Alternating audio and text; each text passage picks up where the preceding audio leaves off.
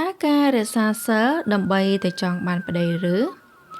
ក្នុងសម័យកាលដែលនាងវិសាខារៀបចំធ្វើបុណ្យឆ្លងប្រាសាទបុព្វារាមនាងបានសួរទៅកាន់ស្ត្រីម្នាក់ដែលមកចូលរួមរក្សាសីលឧបោសថថាម្នានាងទាំងឡាយតើនាងរក្សាសីលឧបោសថនេះដើម្បីបំណងអ្វីចម្លើយដែលនាងទទួលបានគឺផ្លែៗគ្នាទៅតាមវ័យនិងតម្រូវការជីវិតចំពោះស្ត្រីដែលនៅក្មេងវ័យក្រមុំ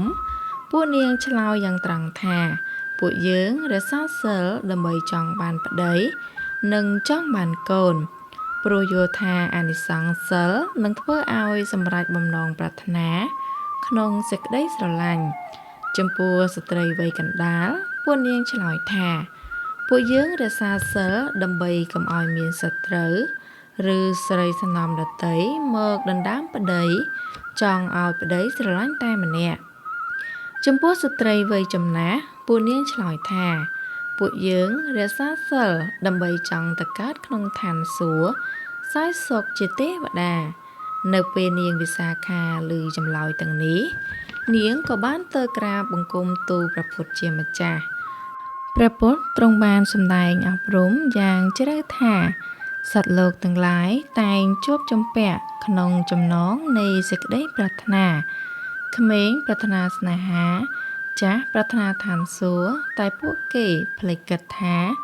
មិនថាដីស្រែផ្ទះសម្បែងឬសូម្បីតែជីវិតក៏សុទ្ធតែស្ថិតក្រោមអំណាចនៃសេចក្តីស្លាប់ដែលវាតែងតែដេញតាមពីក្រោយដូចជាគោមដែលគេដេញទៅកាន់ទីសម្លាប់ដូច្នោះដែរមេរៀនជីវិតបច្ចុប្បន្នមនុស្សរស់នៅដែលមានក្តីសង្ឃឹមជាអាហាររឿងនេះឆ្លុះបញ្ចាំងថា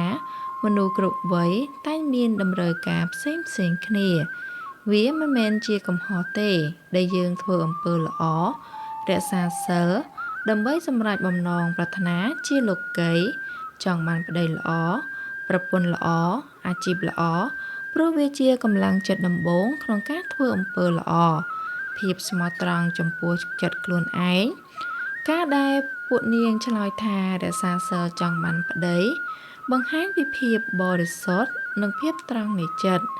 ក្នុងសង្គមបច្ចុប្បន្នការដឹងពីគោលដៅពិតប្រាកដរបស់ខ្លួនឯងទោះជាគោលដៅតូចតាចគឺប្រសើរជាងការធ្វើល្អដើម្បីតែបង្អួតគេតែក្នុងចិត្តគ្មានគោលដៅអ្វីសោះការរំលឹកសតិឲ្យមើលការពិតមេរៀននេះបង្រៀនយើងថាកុំឲ្យភ្លេចខ្លួនក្នុងសេចក្តីប្រាថ្នាហួសហេតុពេកយើងអាចប្រាថ្នាសេចក្តីសុខក្នុងជីវិតបច្ចុប្បន្នបានប៉ុន្តែត្រូវត្រៀមខ្លួនជានិច្ចចំពោះការប្រែប្រួលនិងសេចក្តីស្លាប់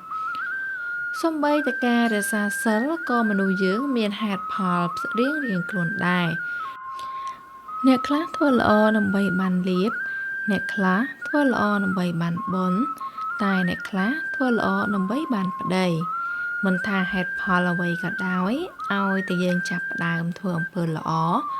នោះគឺជាចំណុចចាប់ផ្ដើមនៃពន្លឺជីវិតហើយ